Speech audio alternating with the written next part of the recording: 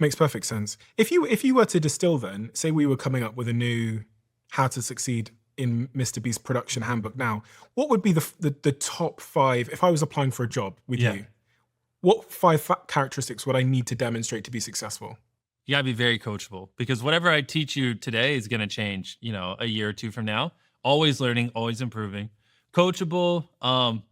A big thing for me is you gotta see the value in working here. Like you really, I don't, this isn't like a job. This is a career. Like if you don't, you know, realistically see a world where you're working for me in 10 years, then it's pretty hard for me to invest into you at the level I want. Like I don't like training someone for 6 months. They work here for a year and then I lose them. What I like is I train someone for a year and then I get 9 years of dividends on the back end where they crush at their job and I'm constantly paying them more because they're becoming more valuable with time. Like that is like the eighth wonder of the world is investing heavily in an employee and then they stick around for a decade. You know what I mean? It's like there are some of my top guys that I spent 3 or 4 years in the trenches with training and working with. They're like Tyler, who writes a lot of my videos and directs them.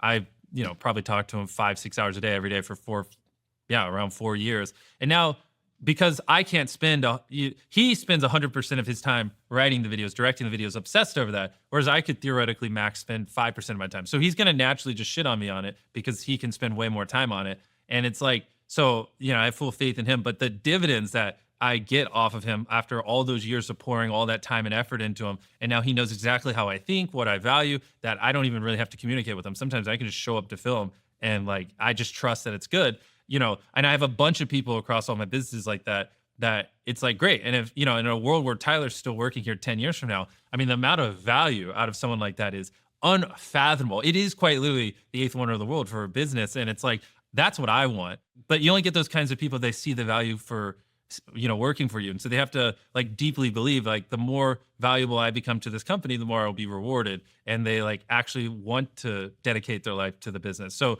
that's very important because if I really don't get that vibe, then it's not fair to both of us because I'm not going to invest in you like I should because I don't think you're going to be here in 10 years and then you're going to feel that. And it creates, so coachable, sees the value, obviously obsessed. I just don't like working with mediocre people. I mean, I really just can't stand it. It's the fastest way to make me depressed, is if I have to work with someone who's just not all in and just loves what they do.